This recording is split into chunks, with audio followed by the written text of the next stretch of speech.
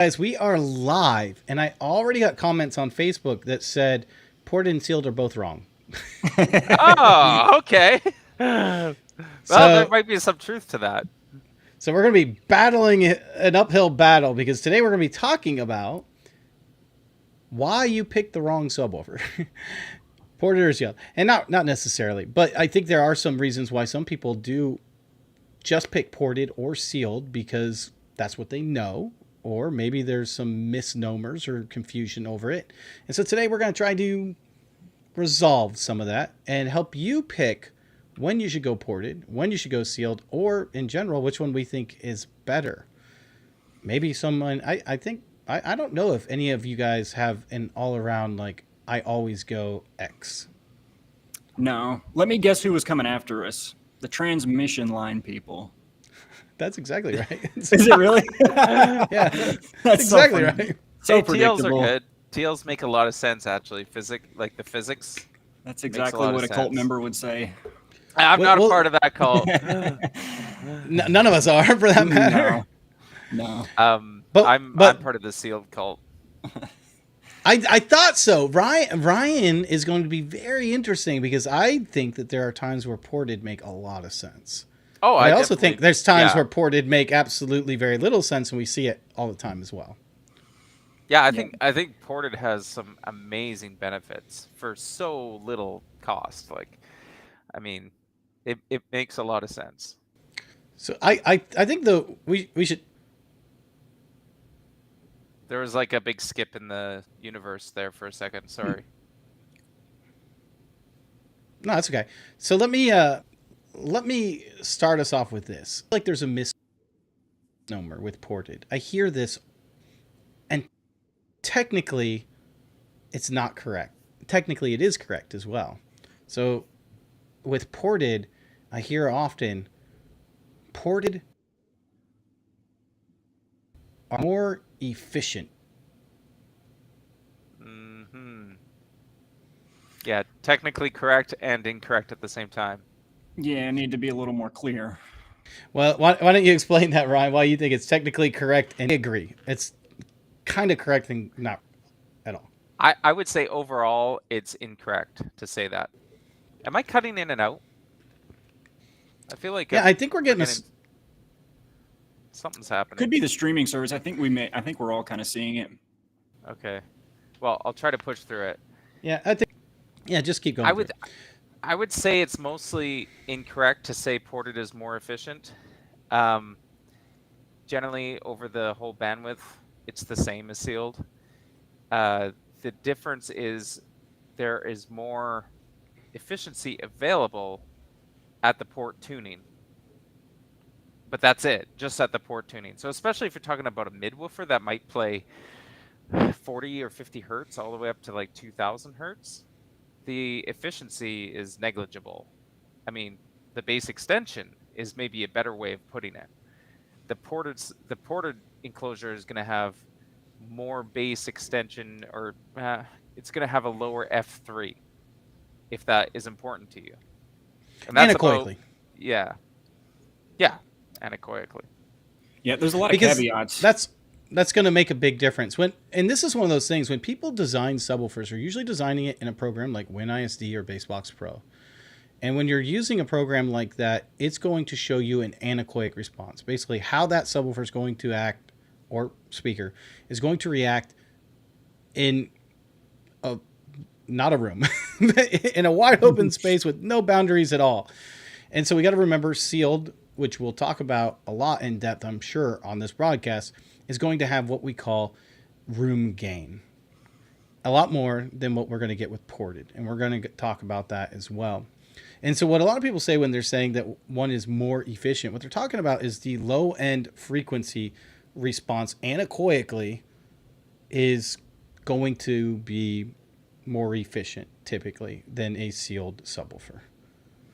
But what Ryan's saying, and what I'm saying too, the reason why that's not technically correct is if you gave them both 500 watts and you're above the tuning area, you're at the same, you're going to be at the same level. SPL.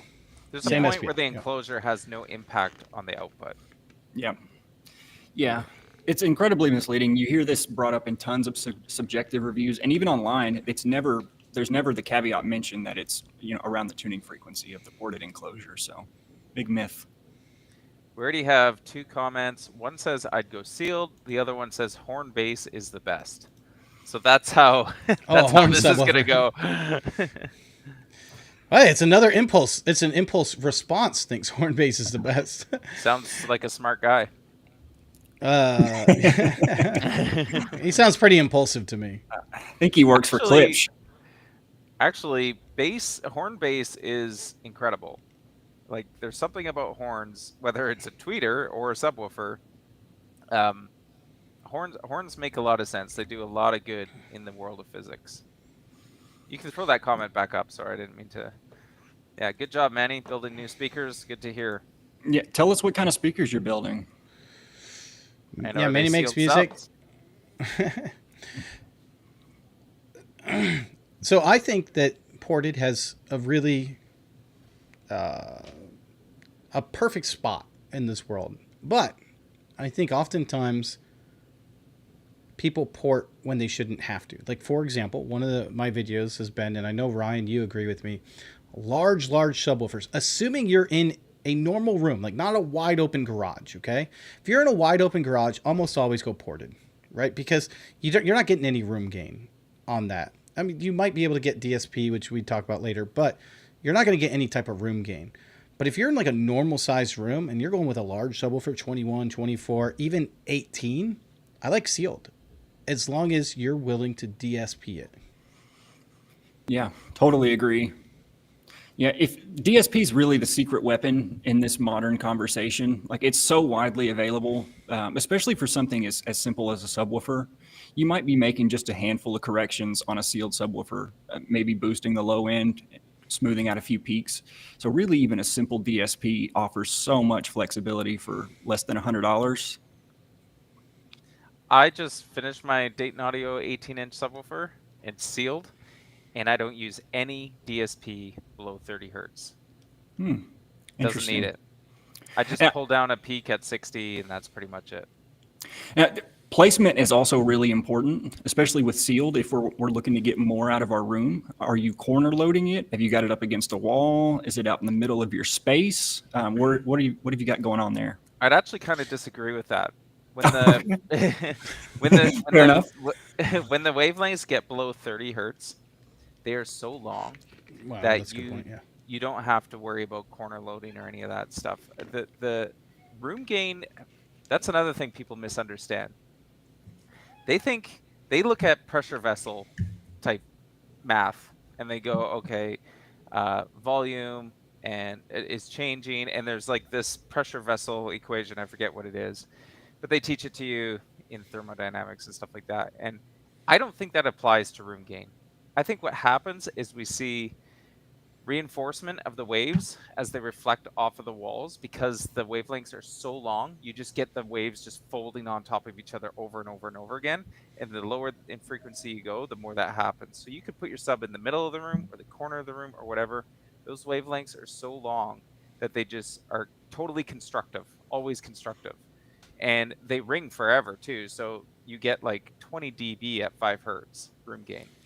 So the reason why we're talking about this is a sealed subwoofer has a much shallower slope than a ported subwoofer. So those low frequencies are going to be able to repopulate inside the room and add to that low end frequency response, actually boosting your low end response. Now, I did an entire video on this. It's my Earthquake 21 video. So if you want to look at it, I built 2 21-inch subwoofers. I put them in my theater room. I measured the response at the woofer. Now, the reason why you measure the response at the woofer by itself is so that I can take the room out of it. And you can see that about, I think it's 35 hertz or so, I have an F3 of about 35 hertz from the woofer. Once I put that in my seated position, I get all the way down to 10 hertz. Really good. Now, I did have to DSP some down on the top end, down to match it. But it's incredible what room gain can do for you. But here's the other issue that I have. All right. Almost every... So this is a weird one. What do you guys think about 8-inch subwoofers, ported or sealed, small subwoofers, 8-inch, 10-inch, Depending on 6.5 the inch. depending on the use case and the driver, if you're just asking me generally about an 8-inch subwoofer, I'm picturing it ported to try to get the Yeah, most out of it. I mean, I agree with Cameron. I think There's that's disadvantages. if somebody's using an 8-inch subwoofer, they're probably just like it's a computer subwoofer, or they don't have a lot of money or space, maybe Or it's an soundbar. apartment. Yeah, it's a soundbar setup or something. Sure, go ported. I would say that size size doesn't matter. uh, It does. you could have like 10 8-inch subwoofers, and that would probably be better than a single 18 or whatever. I can't do the math that quick, but it depends how many you're using. Like, it'd be really cool to do like 8 enclosures of dual opposed 10-inch subwoofers or something. You could just space them That would out be cool. all over the room, and oh man, you'd have 20 10-inch subwoofers. That would be insane and go super low. But here's the issue with porting an 8 or 10-inch subwoofer or whatever. Those small subwoofers, usually when you port tune them, assuming you're trying to port tune them to, we'll even say an extended bass shelf. So an extended bass shelf, by the way, guys, would be like you trying to get your lowest F3 possible. So it might start to slope off sooner, but your F3 will go further down in frequency. Typically with an 8-inch, you're not going past 35 hertz, and that's like on a good day. So you're like maybe 30, 40 hertz, probably closer to the 40 hertz where you're really tuning that. So you're losing out, like, especially if you're talking like home theater for like you're losing out on a lot of low end frequency. And I'm not saying an 8-inch subwoofer is going to get a ton of room gain, because I'm not saying that, but Yeah, I can see where you're coming from. I think it would go lower than 35 hertz. It's really going to depend on the driver too, right? If there are some 8-inch drivers with a ton of excursion capability, if that's the case, I'll go sealed and I'll use DSP and take full advantage of that excursion, because a subwoofer, or an 8-inch rather, with 40 millimeters of X max versus a few millimeters of X max like some typical 8-inch woofers, talking about a tremendous difference there. So, see, I think most smaller subwoofers, 8-inch or 6.5-inch, I would rather have sealed, even though I would, just because you're very, very limited with that. And if you're using an 8-inch or 6.5-inch woofer, then it's going to be in a small space. yeah, Okay, most so when do you likely. go ported? What's the sweet 12, spot for going 12 ported? inch, 12 inch, 12 inch. 12-inch? Okay. And how many 12-inch Maybe drivers 15, 12 and 15. How many 12-inch drivers are you running? And so bigger than 15, you're going sealed again. Yeah, bigger than 15, I'm going sealed again. Yeah. Okay. And here's the deal. Most people will say that they go sealed because of the group delay, right? Lower group delay. And there's some truth to that. But once you start DSPing, group delay. Yeah, I mean, you could be adding distortion and all kinds of things too, depending on how heavy you're DSPing and whether you're boosting, things like that. No, but I think 12 and 15-inch do really good. 15-inch, I think, is really good. Typically, you could go down to 20 hertz ported easily and be good at it. And really, that's all most people care about, is going down to 20 hertz. And you're pretty good. Even a 12-inch, you can get between 25 and 20, and I think most people would be very happy with that. Especially if we're talking, home theater. Now, if we're talking more music, then an 8-inch or 10-inch ported, I really don't mind, because mid-30s is fine. That's going to be most of your music anyway. Yeah, I mean, in the subjective realm, I honestly find most often, especially for jazz and things like that, and a lot of older recordings, I'm actually turning my subwoofer down so much of the time, because there's so much noise that they weren't hearing when they were monitoring back then in that sub bass region, that it muddies up the recording so much. Even if I've got my subwoofer tuned perfectly flat with DSP, there's just so much unwanted noise that's not part of the music per se, or they never intended for anyone to have 20 hertz at that level. And so for music, yeah, I think 30 or 40 hertz for me personally is kind of my lower limit, or what I at least demand out of a subwoofer. Anything below that, unless it's EDM or something like that, I can kind of live without it. Well, and here's another issue too. When we're talking about 18, 21-inch, 24-inch subwoofers, you start talking about significantly larger boxes for a ported subwoofer. You also run into the issue of first port resonance sooner with those types of woofers as well, where those first port resonances might become an issue. So for me, 18 through 20, I mean, I've seen people go 21-inch ported, and there's nothing wrong with it. If you want to go 21-inch ported, go right ahead. GSG sells 21-inch ported boxes, like behind the screen, whatnot. You can do that. But in that same amount of space that you could use that box, you could have put two 21s in there versus one 21-inch ported. You might even be able to put 3 in some of the 21-inch boxes that I see. Like, they're insanely huge. And so you got to think about that too. Economically, the single ported, I mean, if you're only interested in 20 hertz and up, then one driver that's ported is probably going to do better than 2 sealed drivers. You know what I mean? So economically, the ported option might be better. Yeah, in terms of straight cash. Not with a 21. I don't think so with a 21-inch. Most 21-inch are going to be high efficiency drivers. They're like 96, 99 decibels sensitive anyway. And so by the time you add room gain in, most of the time you're never going to come anywhere near. Like, you have too much headroom left that you'll never hit the top of the headroom. Unless you're an insane, and there are insane people out there. But there's some 160 dB home theater guys I've been seeing on YouTube lately. Yeah. I mean, I can see that more on 18-inch. I do see that probably more with an 18-inch where you're going. And I agree with that. Like, if you're only going with a single subwoofer, I'd probably do ported. Well, I said 15. And 18, I might even go ported. Although you went sealed. I have a very small room, and I plan on adding subs. So you said in your video that you were only doing that subwoofer. No. I'm going to do, that was my one good one in the corner. And then I'm going to add cheaper 10s. That's what I said in the video. That's a good plan, actually. Okay, yeah. Okay, I got you. Never too much headroom. The Ultimax 1 I've got right now, the 18-inch model, a friend of mine gave to me in a 12 cubic foot ported enclosure. That's a large box. That's big. Double baffle. What size was that, 18-inch? Yeah, 18-inch Ultimax 1. Unless I'm mistaken, I believe it's 10 or 12 cubic feet, which makes no difference at that size. It's half as tall as you, and it's double baffled. If it's braced well, the thing weighs like 400 pounds. Mm-hmm. Yeah, that's unmanageable. Yeah, and that's where, and that's kind of where I'm going at this as well. Is it does become unmanageable. And Ryan, I think, has said one of his favorite builds would be a large sealed, which is infinite baffle, and just do a bunch of subwoofers infinite baffle. And that's the simplest build out of everything. If you can do that, infinite baffle's the way. But you have to have a lot more subs. Well, no, I mean, it's the same. It's a sealed enclosure. So, I mean, as long as you have the... Well, you hit your excursion faster. Yeah, you do. So you just need less power. But on the same, I'm saying at the same SPL, you need more. No, at the same SPL, it's the same. Not if you hit excursion.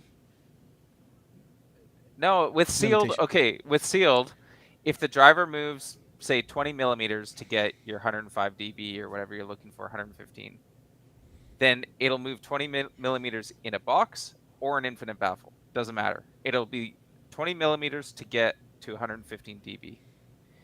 One will take 1,000 watts and one will take 500 watts. That's the only difference. That's what I'm saying. Oh, okay. Sorry. I must have misunderstood. Well, I'm saying, like, you need more to get to the same SPL or more power. You either do more power or more subwoofers, right? In a sealed enclosure versus an infinite baffle. Right, correct. The infinite baffle should take the same number of drivers with less power to reach a desired SPL. You have no backloading, so you end up running out of your X-Max sooner. Yeah, just with less power. Trust me. Right. It'll be the same SPL. I see what Ryan's saying. You just run into your excursion limit sooner, but to get there, it takes the same power, correct? But Right. If you're trying to achieve 115 dB, they will get there at the same X max. One will just use less power, which is what's so great about Infinite Baffle, because you could drive you could drive your subwoofer system off of 500 watts maybe instead of the 3,000 watts. We're all kind of saying the same thing, but we're all saying it differently. Okay. Let's move on. On the same time, let's actually use this as a jumping off point, because I've been thinking about this lately. I'm breaking a big rule right now with a ported enclosure. When we model ported enclosures, one of the big things to pay, and this goes for a two-way ported speaker or a subwoofer, anything that's ported. Designing the enclosure, we need to pay careful attention to excursion. The excursion limit is going to have a big influence on our output. I've got this 15-inch big ported subwoofer in my living room, and I don't listen at very loud levels. And it's tuned really high because of the nature of the driver. It doesn't tune very low. The output's pretty terrible if you tune low, extended bass shelf or anything like that. But because I don't listen at very loud output levels, I can bass boost below the tuning frequency because I've got the excursion to do so. So I'm kind of breaking a rule there. In that typically, if someone just asked me out of the blue, should I bass boost below X tuning frequency, I'd probably tell them, probably not. Yeah, probably not. Right? Not knowing anything about their setup and not having the bandwidth to go through that on an online comment section or something, I would probably tell you I'd avoid it. But if you've carefully modeled and you know the excursion limits and the power handling, you can bass boost below the tuning frequency, assuming you're not going to run out of X max. It's not the ideal way to do it. I would never instruct somebody to set out with that intention, but because of the way that I built this and now being used for mostly home theater and music, I find myself, especially with movies, wanting a lot more low end output. And so I am able to get away and kind of break a rule by bass boosting below that very carefully. Yeah, you just got to be super careful. Yeah. And if you were starting from scratch, I would say build the enclosure a little bigger and lengthen that port out a little bit. And right. Try to, there's much better ways to go about it. Like even if your response kind of sags, that extended bass shelf that Nick was talking about, like you can do things even if it's not ideal. Everybody wants this perfect little beep on the ported, but you don't need that. Like the room's gonna mess it up anyways. You can have these like crazy weird responses, big deal. And like that's what a large low tune is. It's like basically pushing a ported subwoofer down to 10 hertz or something like that, and going with a crazy long port, crazy big box. And if you have the space to do it, man, that might even be better than sealed. You can get nuts. On these Celestion speakers that I recently built, big home theater speakers, I actually use an extended bass shelf, knowing that I'm going to cross them over in the 100 to 80 hertz region, maybe a little bit lower. But you start to get roll off around 90 or so, and then you go down to about 50 or so for, I don't want to quote exact numbers for EF3, but it gives you a really good in-room response if you're only listening to them as mains. If you don't use a subwoofer, you get pretty respectable response out of them because of the extended bass shelf. Whereas if you're just going to do the straight tuning that you described, where you want the really sharp flat down to X hertz and then the roll off, you're going to be compromising by, it's going to happen at like 60 or 80 hertz on a lot of high efficiency drivers. So, I mean, the extended bass shelf is a secret weapon. Yeah. Yeah, the extended bass shelf, I don't know why a lot of people don't design around the extended bass shelf. I think a lot of subwoofers are very, very good at doing that. Keep in mind, with any of these, you should be using DSP. And in general, a subwoofer, really, once you put it in a room, DSP is a good thing to have. I will say this. Do either of you guys have you guys, either of you used, I call it Dirac, some people call it Dirac. Have you guys used Dirac Live or Dirac Live, however you want to call it? I have not. I have not. For those that are not familiar, everybody's excited about it. I don't know what is so special about it. It's pretty cool. It's useful for sure. Because it does implement like FIR and IIR filters as well while it's doing the room correction versus just a typical room correction, which just corrects for the room.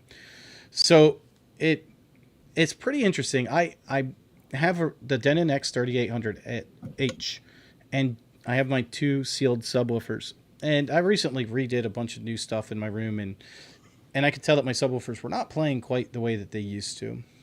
Yeah, I put a second row of seating in. I put stuff in the back. I put a lot of stuff in. Basically changed the room around a lot. And so I shut off my DSP on my crown amp because that's originally how I had it set up. And I ran Dirac live. And it now has a bass control on it where it can integrate the bass frequencies, the phasing of your bass frequencies of your subwoofers also with your main frequencies as well, to make sure that your main speakers, when they're playing those frequencies, won't interact and negatively and cancel those out. That's really cool. And I did that. It is. And I did that, and it made a huge difference in my bass response. It was impressive. I mean, I was really impressed with how well it did.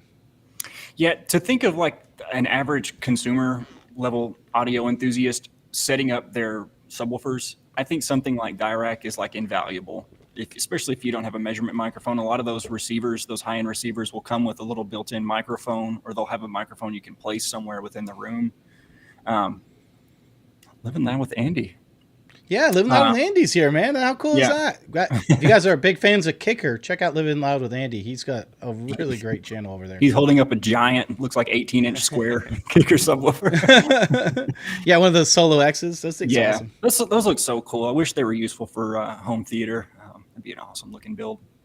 The the square subwoofer, like, I don't know if there's any drawbacks to it, but the main positive about it is you increase your surface area so much on a small box. Like, if there's all the corner space on your baffle that's wasted, it makes a lot of sense to me. Yeah, you're getting a lot of efficiency out of essentially what's effectively the same size, or what you have to kind of account for with a large circular driver. So it does make a ton of sense. And for whatever trade-offs, I doubt you're going to hear distortion because of the weird surround. Yeah, the surround is has to be kind of wrinkled or whatever around the corners. But. Yeah, at bass frequency is not a big deal. Yeah, but I guess that would be the hardest part of engineering it, would be how to make sure to keep that linear as it's going in and out. Yeah, I would imagine so. Yeah. But yeah, Dirac being able to integrate your mains with your subwoofers, like I say, if someone's not totally sure about how to go about that process, I would absolutely suggest using something like Dirac. It's foolproof. And it's easier than manually doing it. Now, whether it's better is a whole nother story. I bet you it gets pretty close. I bet you, especially on higher end processors, I bet you it gets pretty darn close.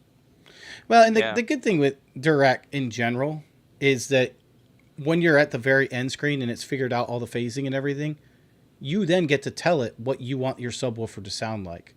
So your frequency response, you can make it flat, you can make it extended. A lot of people like to extend it up towards like 20 hertz, for example. So as it's going, I guess it would be this way. As it's going up towards 20 hertz, that would be like 3 decibels or 6 decibels hotter. Some people will like that. And you can then tell it to do that, and it will then figure that out. And same with your mains. You can turn down some features, and you can really fine tune it to whatever you want. And you can set 3 different settings, like save 3 settings on it. And then you can switch between them. So maybe you want to try a couple out. You can actually try 1, 2, and 3, and then be like, okay, I like 3 better. So do you have that on your AVR, Nick? I do, yeah. Oh, nice. It came with the option of buying. You have to pay for Dirac, and I bought it, and it's well worth it. The only downside is it takes a lot of measurements. It's so does doing I think it it's yourself. Yeah, that's true. Well, that's a good point. Yeah. That's why I love OmniMic doing the live sweeps. Man, that's so invaluable. Not having to use root every time and run a sweep manually. Foo King OG says, I just wing it with pink noise in my 2 ears. I wish I had your... It works pretty good. I wish I had your hearing. If I can hear that well, I don't trust myself that I am hearing it well enough. And so it's effectively just like not... Yeah, I like to see it. All right. Yeah. I want to talk about some of the drawbacks of each one, sealed and ported. And I also want to talk about some of the misnomers.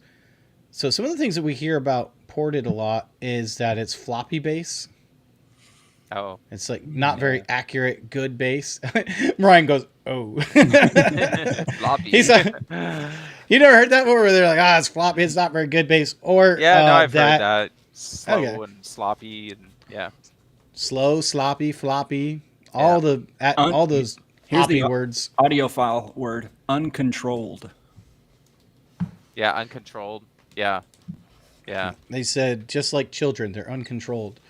And so the question is, do you find that to be accurate about ported subwoofers? I do if they're not high passed properly, because what happens is you'll get some content that goes below that port tuning, and the cone will be floppy.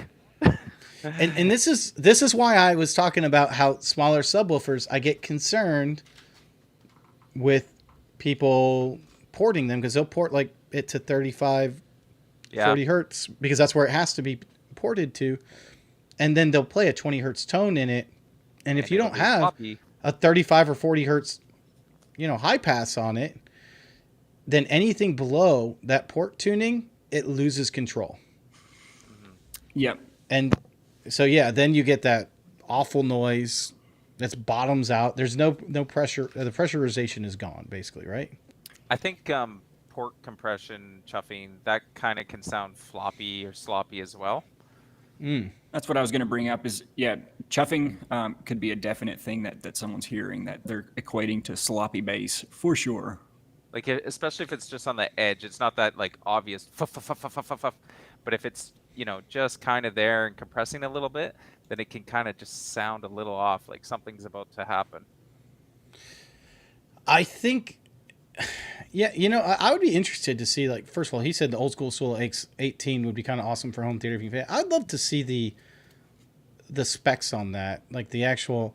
That's one of the things I've never liked about car audio subwoofers, is often they give very minimal TS specs, so it's hard to design one properly for home theater. Here's the deal, and that's kind of, I think, what we're getting down to. An improperly designed ported subwoofer sounds bad. Yeah. Because there's a bunch of errors you can make when you design a port. Like, if you port too high on accident, that's also bad. You get like a one-note subwoofer. Yeah, that's going to be a huge problem. Port resonances, I think we brought this up already, so I'm sorry if we've already mentioned this, but first port resonances, those Yeah, can they be should be in the stop band for sure. Yeah, they can be highly audible, and very, very hard to discern exactly what it is that you're hearing unless you're taking measurements and you've discovered that it's a port resonance. And these can be found through things like impedance measurements, close mic measurements, things like that. Even Win ISD will tell you what your first port resonance should be, about where it should be at least. Exactly. Yeah, and it's something very important to pay attention to when you're designing your subwoofer or your port length. So Personally, as a sealed guy saying this, I find if a ported subwoofer is designed properly, it's high pass properly, it's used properly, all that stuff, they sound incredibly good. Like the extra efficiency down at the port tuning, it slams, man. Like it's unbelievable. If you have 2 or 3 18-inch subwoofers that are ported in your home theater, holy cow, it'll hammer. You change them to sealed, and you will not get that kind of visceral feeling that you do with the ported ones. Now, they'll extend deeper and they'll do that kind of ultra low frequency thing that I chase after, but the ported will give you quite an experience. yeah, that's the reason most commercially available subwoofers are ported. Apart from cost and practicality, is you can do a lot with a ported subwoofer at much lower cost. Oh yeah, in most cases. Yeah, like a $10 port, and you just gave yourself 10 dB. Yeah. So the disadvantages, though, of a ported box are typically they're larger as well. Picking the right size port is problematic if you're not using a program like Win ISD. And there are things that I see that people don't pay attention to, which we've kind of talked about already. What some people will pay attention to is only port velocity. Now, that's the port noise that Ryan was talking about that can be very audible. And so if you go into like a program like Win ISD, you put your calculations in, and then you get your port noise calculation, and you put like 500 watts in, and it says, okay, this is going to be too small of a port. You need a bigger port because you're getting like 40 meters per second. Well, usually you want to be around 17 meters per second. that's far off. So what do you have to do? You have to increase the size, the surface area of the port, or create more ports. What happens to the port? Well, the port gets longer. So anytime you make it bigger, it goes longer. Bigger so that's and going to bigger make the box. It's going to make a box bigger. And anytime you make the port longer, guess what? Your first port resonance gets closer to your lower in frequency. Your bandpass, yeah. Yeah. So you have to be careful with that, because eventually you'll create a really long port that looks really great with chuffing, but then you didn't pay attention to the first port resonance, and now you have really bad resonance in your port. Yeah, something you touched on, but to specify in WinISD, signal is your power, and that's critical, especially if you're looking at things like Excursion or port air velocity. In WinISD, it's called rear port air velocity, and the tab up there, you can click through your different menus. Make sure you have your whatever power you're going to be throwing at this thing, make sure that you're putting in a reasonable percentage of that into the software, because the uninitiated may just scroll through there and say, man, this looks great. Look how low everything is. And then you enter the power that you're going to supply to it, and everything shoots up tremendously. I've been there and done that. Never built anything, thankfully, like that without finding that first, but I can imagine some have, and that's called signal in WinISD.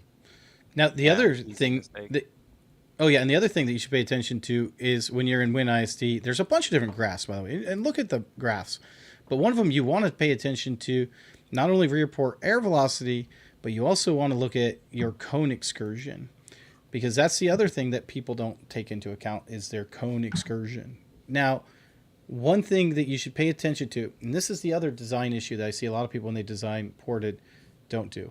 When you're in WinISD, if you know, for example, you have a 20 hertz high pass on it, put it in WinISD. Yes. Because that's going to affect your cone excursion, and that's going to affect your airport velocity. Really, really good point. Yeah, and this is super easy to do in the tab.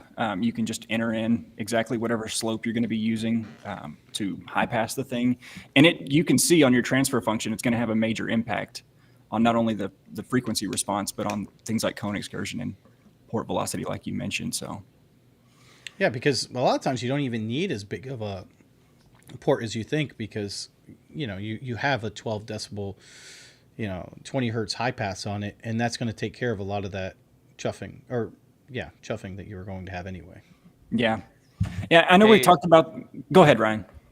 Oh, I was just gonna say, I've seen a few comments about passive radiators, which is very similar to ported. Any thoughts on I want to get there, but before we get to passive radiators, I want to talk about this real quick.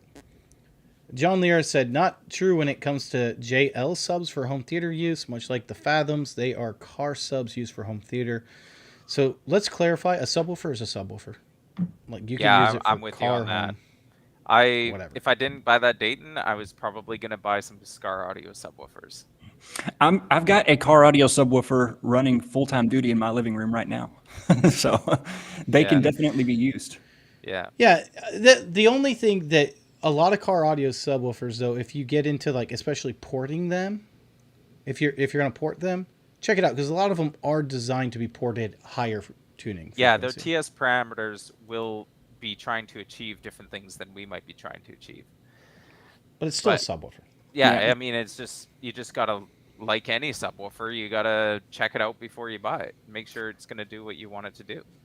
The main benefit with this one, it's a really special parameter, but it's actually the exact reason I chose it. And a lot of people don't pay attention to this in home audio, but it's called the pretty factor. And car audio does like audio jewelry better than any other segment. They just do. Not all car audio subwoofers look good, but car audio subwoofers can look really cool, and they can stand out. And that's what I wanted. That's the only reason I went with it. Sometimes they look a little ugly, They definitely they live on both ends of the spectrum. Yeah. Well, they're extreme for sure. They can be. Yeah. So this goes back to Ryan's what he wanted to talk about. So Ryan, I'll let you talk about it. Living Loud with Andy said passive radiator enters the chat. What's your opinion on those versus sealed and a ported? Well, personally, they're way down on the list. I'm not a fan of passive radiators. But there's reasons why, and I know your reasons. So why don't you say the reasons why? Okay. Because I think that'll make people understand you a little better. Because they basically are the same as ported. I know they're not exactly the same. Somebody's going to chew me out for that, but I'm going to, so it doesn't matter. yeah, you'll have your turn. But basically, you get the same thing as a ported, except for you got to pay more. You got to put weights on it, maybe. Like it's way more tricky to tune, in my opinion. Like a port, if you use a plastic port, you can. Like I would always size a plastic port a little long. Even a slot port, I would do it a little long, and then if I need, I can always pull it out and cut it. Right? Passive radiators, yes, you can change the weights usually on a good one, but it's just kind of a pain, and then you're paying for it. You got to cut more holes in your box. Yes, cutting holes is the worst part. You're making fun of me. No, I'm joking. I'm just kidding. It's like, why? It just use a port. I mean, well, here's the issue. I think passive radiators are great for a lot of reasons, but when the use case makes sense for them, when your port is going to be insanely long, that the box is going to get too big, or that you're going to have problems with resonances because of that, you go passive radiator. Absolutely. So, for example, the Epic Hi-Fi build, real small desktop, two little 5.5-inch woofers that can hit crazy low. I went passive radiator. Why? Because if I went with a longer port, I was gonna if I went with a port, it would have to extend the box significantly, and two, I was gonna have issues with resonances, which I didn't want, and so I switched to passive radiators. Now, thankfully, those were cheap radiators. When you start jumping up to 18, 21-inch subwoofers, and you're looking at those passive radiators, whew, passive radiators can be like the cost of another driver. You need double the SD in passive radiators. So you're talking 15-inch subwoofers. You're going to spend a lot of money on passive radiators. Even 12-inch subwoofers, you're kind of getting up there. So that's a great point. In WinISD, you can check out your passive radiator excursion, which you should be doing. Here's the deal. If anyone wants to design around a passive radiator, here's the best way to do it. Go to Parts Express website or wherever you buy your subwoofer from. Look at the recommended ported volume size. So if they say a ported volume should be 3 cubic feet, put that in WinISD. Put your passive radiator specs in there. Start with that size. Almost always that's going to be very, very close to the size that your passive radiator wants, because that's the size that driver should be ported at. And once again, you're changing the port for a passive radiator. So then all you need to do now is make sure that the passive radiator will function properly as far as giving you the right output that you want. And then also it won't go past your excursion of either your cone or your passive radiator excursion. So put your power once again in your signal, like what Cameron was saying earlier, and then check your passive radiator excursion and make sure it's not going crazy. Now, you can do double the SD, which is what most people would say is on average. So you can get like 2 15-inch passive radiators for one 15-inch woofer, or you can go with a larger passive radiator. I'm going to make an on-air correction. I said SD. I meant volume displacement. And I think VD. Nick, I know, knows this. I'm surprised he didn't correct me. I think you're right. I put it in your head. So you did put it in my head. Since both of us volume displacement. It's double the volume displacement. Which is SD squared times SD times X max. But you also need to change. Usually, you need to convert it because X max is usually in millimeters. SD is usually in centimeters squared. Good point. Yeah, and passive radiators usually have more X-Max. So, if you have like a 12-inch subwoofer and you use a 15-inch passive radiator, it just might work. Yeah, it's true. Yeah. You are correct, though. I was just listening to you, and I'm like, Cameron. Follow me off a cliff. We've got this is a mistake. This is just confusion. So, aren't passive radiators also a little bit more inefficient? I guess he's saying a little bit more inefficient than ported boxes. Though I feel like I've seen a video where the passive radiator box had more efficiency than a ported box somehow, same volume. No, a passive radiator, there's two disadvantages. Well, there's a lot of disadvantages to passive radiator, but one of them is you won't get quite the same tuning as you would with a port. Now, it's usually negligible, but you will get a little bit less. Having said that, the other issue is you're going to get even less room gain because it will have a steeper slope than even a ported enclosure. True. So it better really go where you want it to go. Yeah, see, I find there's a couple little drawbacks like that, and then you have to buy them. So I just feel like why just build a slot port or buy a plastic tube Or use a different driver. Yeah, or use a different driver. If you're showing, once again, I'm going to come back to this point. If you're showing them off, and I know this works because every commercial subwoofer manufacturer does this. They use passive radiators in their, even if they don't sell a lot of them, they use them in their marketing material. And so they look really cool moving in and out. So if you're all about showing off and your subwoofer is going to be front and center and you just want something that looks cool in action, maybe go passive radiator. Just saying. Yeah, I think there are definite times to go passive radiator, but I wouldn't just go passive radiator to go passive radiator. I would have a purpose for going passive radiator. They do look cool. I'll give you that, especially to the untrained eye. They'll be like, well, look at that box of 3 drivers in it. Like, isn't that sick? And they're all going crazy. Yeah, they go 20 just millimeters. nuts, right? Yeah. Yeah, so they do look cool. And I think, like, especially in car audio, you know, if you are restricted on your box size but still want ported, you could, you know, you can leverage a passive radiator to do some things that a ported sub can't. And that's getting back to what Nick was saying about, like, eventually the port gets too long for the box and stuff like that. So in some very specific use case scenarios, they can do some things for you. I just find those use case scenarios are so few and far between that I'm not into them. If you can't convert to millimeters to centimeters, then you need to take up a different hobby. Yeah, it's metric, man. It's so easy. That's why we got the Canadian here. I can't. I'm just kidding. He uses U.S. standard. Everything is by multiple of 10. In this case, it's 100, but yeah. Oops. Snoopy Boop says, I hate seeing cones move. Cover them up. Well, you know sir, what? I love watching well, actually, you know what? This is funny. I have a story. I've told this story before, but I have a new take on it. Because I used to agree with what you were going to say, Cameron, that you love watching the cones. And I used to love watching the cones. But I got those dual 21s in, and those things barely move.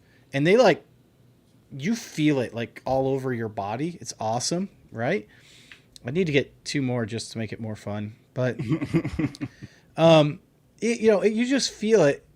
And you don't see those things, like, you barely see them moving at all. I had a friend come over, and I played him a scene. This is before Dirac, unfortunately, or Dirac, whatever you want to call it. And I'm playing the scene for him, and he listens to it, and he's like, that was really good. But now can you do it with the bass shakers off? I just want to hear the subwoofers. And I was like, that was just the subwoofers.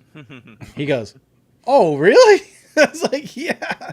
Because he'd never felt bass shake him in that way. And those are sealed, 21-inch sealed subwoofers. And that's why I'm a firm believer of going sealed as well, especially if you're not great at designing ported subwoofers. Sealed are a lot more forgiving and cheaper to build. And yeah, there's something about, like, if you've never experienced 21s or 24s with a lot of room gain, it's so crazy. It's like another experience for sure. And I'll be the first on this podcast to constantly say it doesn't matter the size of the driver, it's all about the cumulative VD. And that's true. But there's something about a really big 21-inch or 24-inch driver that just smashes. It's unreal. I don't know what it is, but I think it's because it's so effortless and the distortion is very low. And exactly. That's what I always say to people. I like not having to hear my bass. Yeah, which it should just go. Yeah, and that's like, you just feel it all around you. You're not hearing that. And I think that's going to be the same thing if you went with, like, 30 12-inch subwoofers in an infinite baffle, right? Like, I bet like they wouldn't have to move very much. So you probably get very clean bass. Oh yeah. Yeah. Yeah. Yeah. There is something about that, by the way. Getting a lot of people, we grew up listening to junk subwoofers. We really did. Like, all of us probably did. I mean, I had a Sony 12-inch subwoofer. You know, like Same. That was my first. yeah, that's Sony- like everyone's first. It was called a Sony Explode. They may still be in production. I don't know. Yeah, so we had like those. I was talking about home theater subwoofer though, and then Klipsch had 10 and 12-inch subwoofers. They're all tuned to like 30 hertz, 35 hertz, or whatever, and nothing about it. But most of these subwoofers are very noisy. Like, you hear the motor noise, you hear all things going on, chuffing things. And when you start hearing like a really, really clean subwoofer, it just changes your perspective on what bass can be like. Yeah. Especially if it's integrated well, it matches the mains, it's not running too hot. It's, the room isn't completely swamping everything. There's something very magical about that actually very few people have heard. I agree. And I think that was the first time my friend Eric had heard it as well. And that's why he assumed that the bass shakers were on, because he didn't really hear the subwoofers, which made a lot of sense. I actually didn't even have bass shakers in that room at that time, but he knew I used to. Yeah, I mean, this is definitely subjective, but I think even with jazz, like I listen to a lot, the bass is the foundation and really gives life to the music. It's not just about home cinema, but I can go without subwoofers with a speaker tuned to 50 hertz or so for a few weeks. You turn the subs back on and you realize what you'd been missing for that amount of time. And it really is hard to imagine that you lived without it. Yeah, getting good bass, it's just the foundation to build everything else on. Yeah, I agree. So here's the deal. I want to ask you guys your opinion on this. When you run one subwoofer, it can often be what we call localized, right? So, for example, if you built one subwoofer and you built it into an end table and you put it on the right-hand side next to your couch, well, the right-hand side guy, the guy closest to that subwoofer, is going to hear it a lot more than the guy next to you. And it's because it becomes localized. The bass isn't spread out as even as it could be if you had two or more subs, which we've talked about this before. So in that room right over there, I'm going to be building an entire 5.2.1 surround sound system. So 5 channels, 2 Atmos speakers, and a subwoofer, just one subwoofer. I'm going to use a 15-inch subwoofer. Here's my idea. Since it can become so localized, the best place for it, I would imagine, would be in the center. So what about making a subwoofer into a coffee table? I'd say go for it. I would only be concerned if you're worried about localization. That's usually one of the worst spots in a room for it, just because like the coffee table just a few feet in front of you. Yeah, and it's table? not Yeah. up against a wall and stuff, so you're exposing it to quarter wavelengths all around. Well, that's true. Yeah, I would say the best spot would be the very front near the TV in terms of localization, and trying to achieve as low as crossover as possible. It can't go there. Yeah, well, then you're screwed. Well, thank you. Good luck. I think I'm gonna try it. I would try it, honestly. Yeah, no, I mean, it's awesome to do. I don't see much of a difference than someone building it into their stage, if they're putting their couch on a stage. Yeah. So It I should think be fine. It should be totally I'm fine. going to do it down firing. I think it'll be good. I think it'll be all right. Yeah. We'll see. If it sucks, I'll say Ryan told me to do it. Localization is something to keep in mind. If I'm doing like intentional listening, I can pick out where the subwoofer is in the room, despite it evenly filling my listening area pretty well. Localization with just a single subwoofer can be an issue, so it's another reason to consider a multiple sub setup to kind of trick the brain a little there. Well, as always, it's always better to have multi subwoofers and Yeah. around the room. But in my particular case, it's a game room for the kids. Subwoofer's probably not even going to go very loud anyway. But I have a 15-inch subwoofer sitting around, so Yeah, do it. no, it should go somewhere. And I could use a coffee table. I have a cheap one from IKEA, but I think it could work. Hey, before we I like- run out of time. Oh, yeah. Coffee will be shaken, not stirred. Yes, good. Hey, before we run out of time, can we just touch on horns? Have you guys have you ever done horn subs? Have you ever heard horn subs? So Just kidding. Yeah, we can talk I'll be about honest, this, I've only heard them. I've not even attempted to design a horn subwoofer. I've heard a lot of clips. You know, yeah, I don't even like learn. I don't even want to learn horn RSP, to be honest with you. Although I hear it's easy. I don't even want to pick it up and look at it. But I just not really interested in doing it. I've heard horn subs as well, but they're, horn subs also are good within a certain range, but after a while they can, just like any horn, they fall off.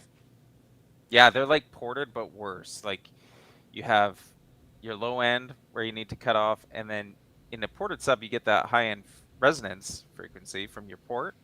But with a horn, it's like a million times worse. So the bandwidth, well, depending on the type of horn, I should be careful. I'm kind of thinking about some specific types of horns that I've played with. So yeah, often for subwoofer horns, the bandpass is going to be quite limited. Still sufficient, but it's going to be limited. Yeah, I know a lot of people that will do horns, but they'll usually use it for like one end of the frequency range, either like the low end or the mid, and then they'll use other subwoofers to cover the bandwidth that the horn doesn't cover. I once heard dual 21s. They were pro audio subwoofers. I can't remember which ones, in tapped horns, and it was totally insane. It was like over 140 dB or something like that. And I gotta say, I wasn't impressed. I was impressed with the sheer SPL, but it was just so crazy that I think it was more an implementation problem. Yeah, so it didn't leave me like really wanting to do that. You know what I mean? Yeah, I mean, they definitely have their use cases. So many, and like you just said, they were using pro audio drivers. So many pro sound reinforcement are going to be some variation of a horn. So Yeah. they definitely have their use cases when designed properly. And there's a cult following. There's so many groups on like tapped horn subwoofers and quarter wave stuff that, a lot of support out there. If that's where you want to go. Yeah, and Brian Steele's right about this too, where he says most bass horns are not real horns anyway. They're quarter wave resonators. Subwoofer duty, actually a good match for them because they're limited bandwidth requirement.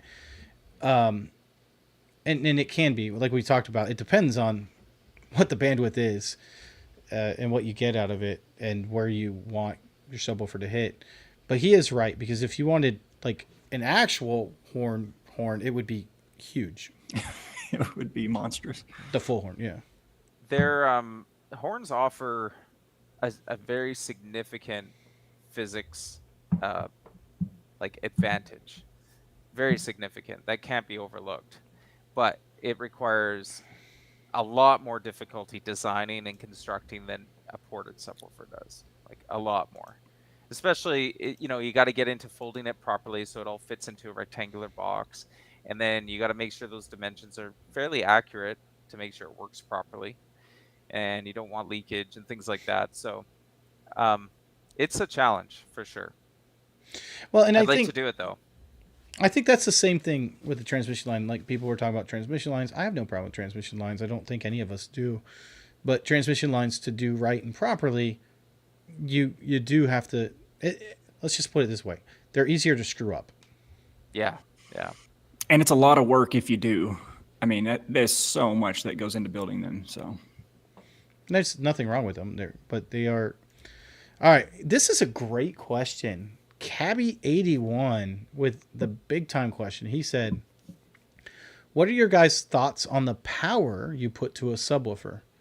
Is it more power, or the better try to max out the RMS, which is the continuous capabilities, or is there a sweet spot for each size?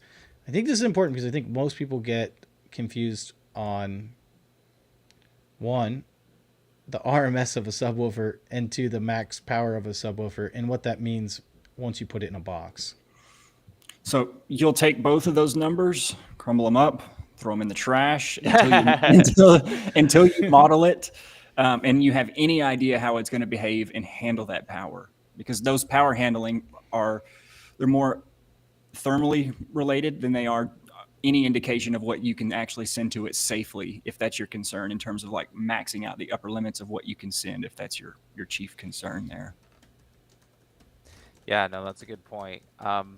Definitely with home theater and music, generally we are Xmax limited rather than power limited with modern drivers. I think the car audio guys would probably feel a little differently. They're usually tuning a little higher and That's a good really point, pushing the voice coils on their drivers, especially if they're into SPL competition and stuff like that, which I don't know anything about, but that's my understanding is they will fry drivers all the time, and we just don't see it in home theater, like ever. Ever. So, and that's one of the things we should talk about. RMS is like the thermal capabilities that the driver can handle continuously, right? But that doesn't mean that once we put it in a box that it can handle that continuously. The box is going to determine how much power you can actually give it before you hit X max and other issues happen, which is what everyone's saying. And it's high. Go ahead. No, I was just going to say, so that's, so the RMS and both, all those numbers that you're looking at usually don't mean much. Yeah. It's highly frequency dependent too. So like if you're talking about sending it the RMS power written on the box of the subwoofer below the tuning frequency, you're going to have a really big issue. But we kind of covered that at the beginning. So maybe scroll back and watch that if you've got the time. Yeah. Nick should build a DJ-worthy sub for his outdoor movie nights. Actually, there's a reason for a horn. There you go. Yeah, I was gonna say that would be the perfect spot for a horn. Actually, I agree with that. Yeah. There's a couple more there's one more that I was really interested in hearing your guys' thoughts about. And it's a little past, so if we can go like maybe 2 minutes past, I'd like to get your thoughts on this. How do port-induced group delay, we barely touched group delay, we just barely touched it, and energy storage affect envelope fidelity and spatial coherence in multi-subsystems below 80 Hertz, considering ITD and masking thresholds? And what is ITD? I'm trying to... Actually, I'm not. He's talking about distortion. I think he's talking about intermodulation distortion. Oh, is what I was thinking. IMD is the abbreviation for that, unless it's another technical name. He might have misspelled it. But anyways, I think we can still answer the question. That's what I assumed he was talking about. Yeah. So what are you guys' thoughts? I'm gonna let someone else go first. So I picked the question. Ryan, I'm pointing this one directly at you. Okay. I will say group delay is not a problem. People talk about it all the time, and I wish we would shut up about it. Generally, I mean, if you're mixing bass alignments, then maybe you need to think about it. But if you have like 4 ported subwoofers all tuned to 20 or 25 Hertz, forget about it. It's way down there in frequency. You are not sensitive enough. I think in the days of like 60 or 70 Hertz tuned subwoofers when we were, or midwoofers when we were listening to music, like classical music and stuff, maybe you would be affected by it, but I don't see it nowadays with how low we can get our woofers to go. So I just don't see it being a problem, even if you space them out around the room. And if you're using DSP and you can time align them all, so the ones that are near to you, if you just add a bit of delay and you do that with measurements and everything, then the sound is all going to arrive at the same time. I mean, it's going to interact with the room a little differently. Each spot is going to interact differently, but generally, I don't think it's a problem. He was actually talking about the time difference between our ears, which you already answered anyway. So if I mean, perfect. Okay, so if that's a problem, like especially if you can somehow hear that, which even without DSP, I don't think it's a problem. But if it is, just add DSP because you should be anyways, and add some delay to the ones that are a little closer. Yeah, you should be having delay. Like if you have a multi-subwoofer setup, you should be having delay set up on each one of those, and you'll be measuring the impulse response, and then time aligning them basically to the same source based on the listening position. And you can do that. You can time align each and every single one of them. I also am not a huge group delay, where I believe that group delay is an issue. The biggest issue that I find with ported, which is what we've talked about before, is that most of the times they're not designed properly. And so if they're not designed properly, it doesn't matter. It's not going to sound good. If you have a good sounding, good designed ported system, it's going to sound just as good. And I don't think group delay is going to be the issue, what you're having an issue with. Now, there might be other issues that we've talked about, such as, port noise or playing past port tuning. Those things are going to be more of the big issue there than... Yeah, and the advantage of doing a multi-sub system far outweighs any issues with time aligning and things like that. I really believe in it. And I think if you're going to go multi anyway, just go sealed, because assuming your room is not a wide open space, then go ahead and go sealed. You might as well. I mean, you get all the benefits of your room gain and everything else. There's really no reason to go ported, I don't think, at that particular case. If you're having 4 or more subwoofers, I'd just go sealed. Mm-hmm. I don't think there's any reason to go ported with 4 or more. Do you? Well, You're going to be eating up a not. lot of space. Well, okay, fine. I'm talking about like normal sized subwoofers. Yeah. 15, No, I'd go 18, sealed. 21. Yeah. I got one and I went sealed. Yeah. All right, guys. Well, that's pretty much all the time that we have for today. Thanks so much for, spending the time with us. If you guys have any more questions, make sure to save them for next week. We'll be back again at 7 p.m. Central Standard Time, and we have a great show for you. Ryan has already thought of it, and he's going to tell us all about it next week. But before we do that, we're going to go ahead and tell you what we have coming up on our channel. So, Cameron, what do we got going up on your channel, man? I want to know what's coming up, man.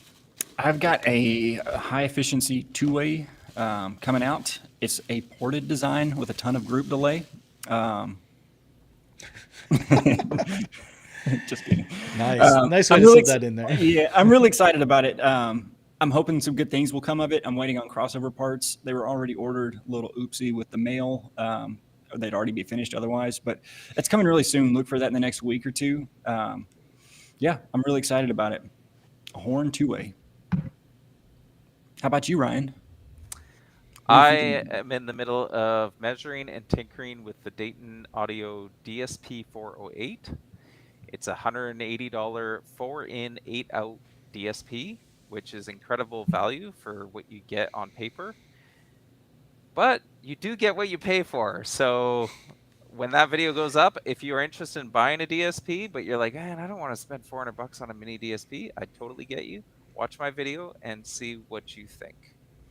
See if it's worth it or not. I'm really excited that you're doing a video about this because I think there's going to be a lot to learn about it. I'm going to be interested in seeing how it turns out. I have heard so many mixed reviews on the forum. I've never used it, but I've heard so many mixed reviews that I'm curious. Okay, so I will spoil one thing. A lot of the reviews you read on Parts Express, they complain about noise. And I think that comes but that's from for a lot car of audio. I think that's a lot of the car audio guys. I do not have any fidelity concerns like that. Cool. Yeah, I don't think there's any issues with that once you go past car audio with the noise. Here's what I got going on. I am going to be starting on a two-way speaker build using some really good components. Here's one of them right here. Ooh. What This have you got? is SB Acoustics little tweeter, and it's horn loaded, so you can see the little wave guide and the horn on it. And this is a pretty cool tweeter. When you look at the frequency response, a lot of people don't love it because there's a phase dip on the higher frequency range. I can't remember exactly where. I think it's around 15 kilohertz. But I did talk to SB Acoustics, about that. And they said that even though it doesn't have necessarily the perfect flat frequency response that some people might like for, you know, your on axes, when you look at the overall power response, it's actually really, really good. And that's what it was designed around, was the overall power response. So it'll be very interesting to see those in there. And I'm going to pair those up with a 6-inch woofer of SB Audience as well. So SB Acoustics, I'm sorry, as well. SB Audience is their pro audio sector. I also am finishing up a pinball machine, a virtual pinball machine, because everyone knows that if you have a home theater or a theater, before you go to the theater, you have to go to the arcade. You have to. Right? You have to go there. Yes. So you have to have an arcade in your house if you're going to have a home theater in your house. So what better way than to have a virtual pinball machine, which can have all the pinball games on there, all the pinball machines. So that's going to be really cool. And it looks good. I think Cameron and everyone has said it has. At least Ryan said it has. Looks good. But Yeah, it they does might look just good. be lying Really to good. me. I don't know. No, it looks amazing. Okay. Well, you heard it from them. It's going to be All right, guys. exciting. It will be. I'm excited about it. We'll see how it turns out. And I'm using this tiny PC. Anyway, we'll see you guys later. Have a good night. Thanks. So yeah.